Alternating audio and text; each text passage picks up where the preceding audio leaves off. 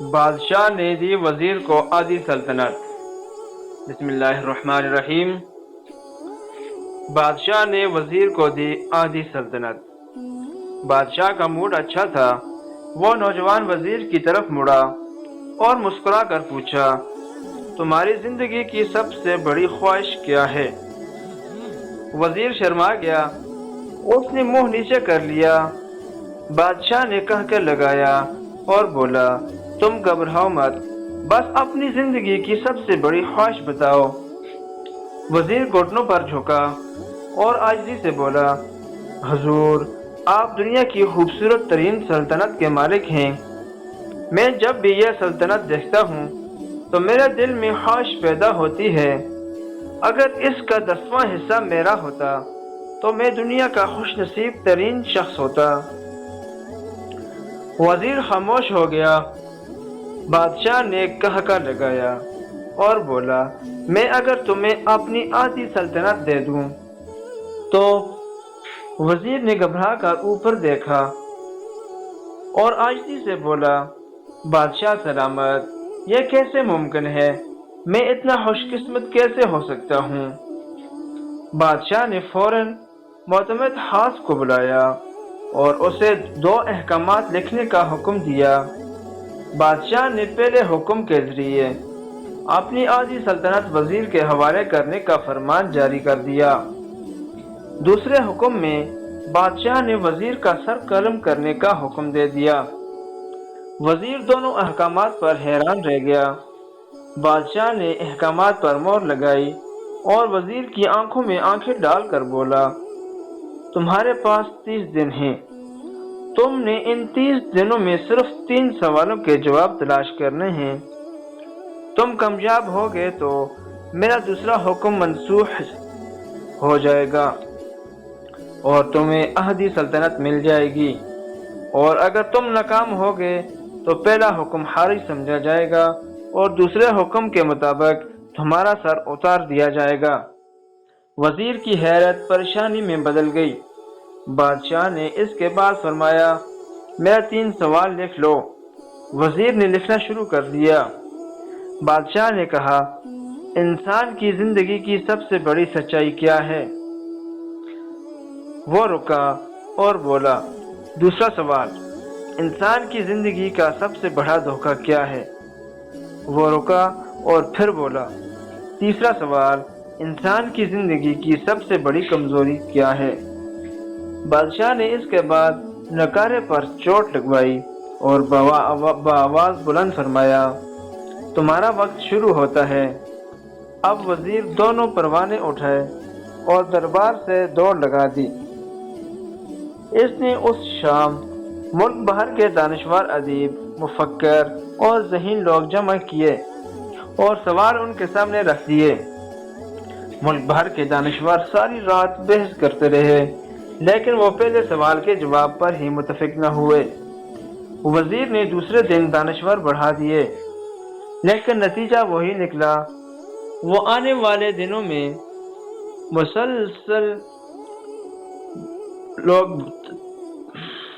مسلسل تعداد بڑھاتا رہا، لیکن جواب نہ مل سکا، یہاں تک کہ وہ مایوس ہو کر حکومت سے باہر نکل گیا۔ دارالحکومت سے باہر نکل گیا۔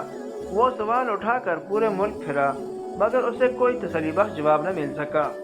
وہ مارا پھرتا رہا، شہر شہر، گاؤں گاؤں کی خاک چھانتا رہا۔ شاہی لباس پھٹ گیا، دستار ڈھیلی ہو کر گردن میں لٹک گئی، جوتے پھٹ گئے اور پاؤں میں چھالے پڑ گئے، یہاں تک کہ شرط کا آخری دن آ گیا۔ اگلے دن اس نے دربار میں پیش ہونا تھا۔ وزیر کو یقین تھا یہ اس کی زندگی کا آخری دن ہے۔ کل اس کی گردن کاٹ دی جائے گی اور جسم شہر کے مرکزی پل پر لٹکا دیا جائے گا۔ وہ مایوسی کے عالم میں دارالحکومت کی کچی آبادی میں پہنچ گیا۔ آبادی کے سرے پر ایک فقیر کی جھونپڑی تھی۔ وہ گرتا پڑتا اس گھٹیا تک پہنچ گیا۔ فقیر سوکھی روٹی پانی میں ڈبو کر کھا رہا تھا، ساتھ ہی دودھ کا پیالہ پڑا تھا اور فقیر کا کتا شڑپ شڑپ کی آوازوں کے ساتھ دودھ پی رہا تھا۔ فقیر نے وزیر کی حالت دیکھی، کہکا لگایا اور بولا، جناب عالی، آپ صحیح جگہ پہنچے ہیں، آپ کے تینوں سوالوں کے جواب میرے پاس ہیں۔ وزیر نے حیرت سے اس کی طرف دیکھا اور پوچھا، آپ نے کیسے اندازہ لگا لیا میں کون ہوں اور میرا مسئلہ کیا ہے؟ فقیر نے سوکھی روٹی کے ٹکڑے چھاپے میں رکھے، مسکرایا، اپنا بوریا اٹھایا اور وزیر سے کہا، یہ دیکھیے، آپ کو بات سمجھ آ جائے گی۔ وزیر نے جھک کر دیکھا، بوریا کے نیچے شاہی کلت بچھی تھی۔ یہ وہ لباس تھا جو بادشاہ اپنے قریب ترین وزراء کو عنایت کرتا تھا۔ فقیر نے کہا، جناب عالی، میں بھی اس سلطنت کا وزیر ہوتا تھا۔ میں نے بھی ایک بار آپ کی طرح بادشاہ سے شرط لگانے کی غلطی کر لی تھی، نتیجہ آپ خود دیکھ لیجئے۔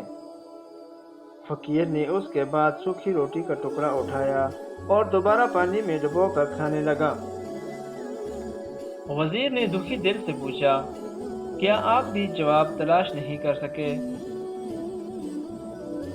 فقیر نے کہکا لگایا اور جواب دیا، میرا معاملہ آپ سے مختلف تھا۔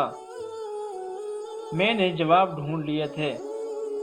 میں نے بادشاہ کو جواب بتائے، آدھی سلطنت کا پروانہ پھاڑا، بادشاہ کو سلام کیا اور اس گٹیا میں آ کر بیٹھ گیا۔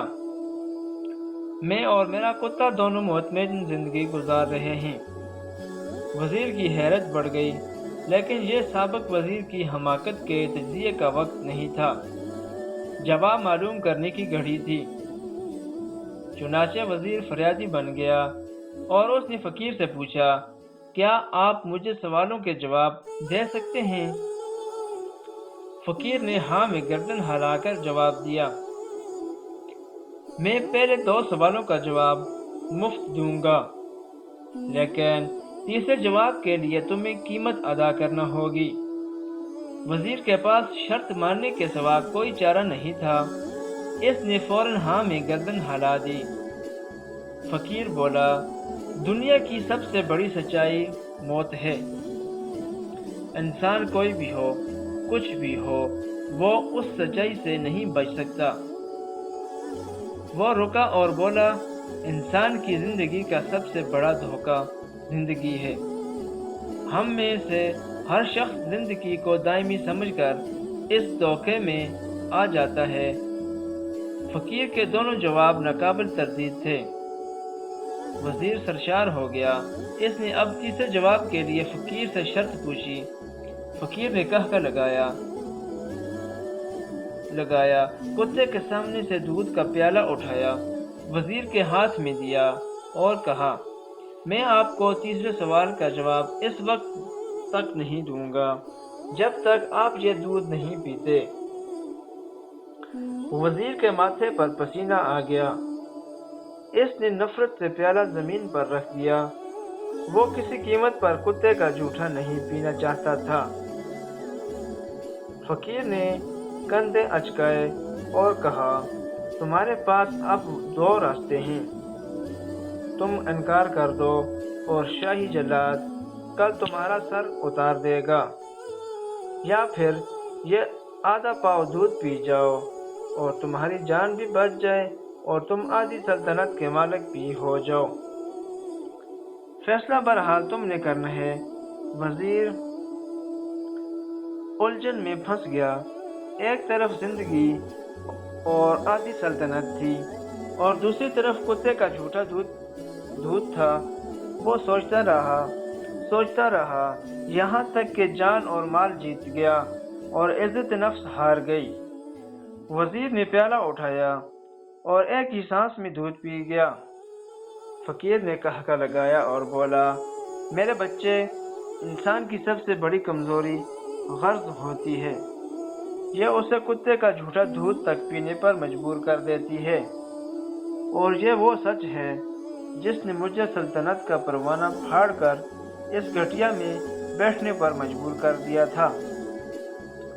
میں جان گیا تھا میں جوں جوں زندگی کے دھوکے میں آؤں گا میں موت کی سچائی کو فراموش کرتا جاؤں گا، اور میں موت کو جتنا فراموش کرتا رہوں گا میں اتنا ہی غرض کی دل میں دھنستا جاؤں گا، اور مجھے روز اس دل میں سانس لینے کے لیے غرض کا غلیظ دودھ پینا پڑے گا۔ لہذا میرا مشورہ ہے زندگی کی ان تینوں حقیقتوں کو جان لو، تمہاری زندگی اچھی گزرے گی۔ وزیر خجالت، شرمندگی اور خود ترسی کا تحفہ لے کر فقیر کی گھٹیا سے نکلا اور محل کی طرف چل پڑا۔ وہ جوں محل کے قریب پہنچ رہا تھا اس کے احساس شرمندگی میں اضافہ ہو رہا تھا، اس کے اندر ذلت کا احساس بڑھ رہا تھا۔ وہ اس احساس کے ساتھ محل کے دروازے پر پہنچا، اس کے سینے میں ایک خوفناک ٹھیس اٹھی، وہ گھوڑے سے گرا، لمبی ہچکی لی اور اس کی روح قفس عنصری سے پرواز کر گئی۔ ہمیں بھی کسی دن بیٹھ کر زندگی کے ان بنیادی سوالوں پر ضرور غور کرنا چاہیے۔ ہمیں یہ سوچنا چاہیے ہم لوگ کہیں زندگی کے دھوکے میں آ کر غرض کے پیچھے تو نہیں بھاگ رہے، ہم لوگ کہیں موت کو فراموش تو نہیں کر بیٹھے، ہم کہیں اس کہانی کے وزیر تو نہیں بن گئے۔ مجھے یقین ہے ہم لوگوں نے جس دن یہ سوچ لیا اس دن ہم غرض کے ان غلیظ پیالوں سے بالا تر ہو جائیں گے۔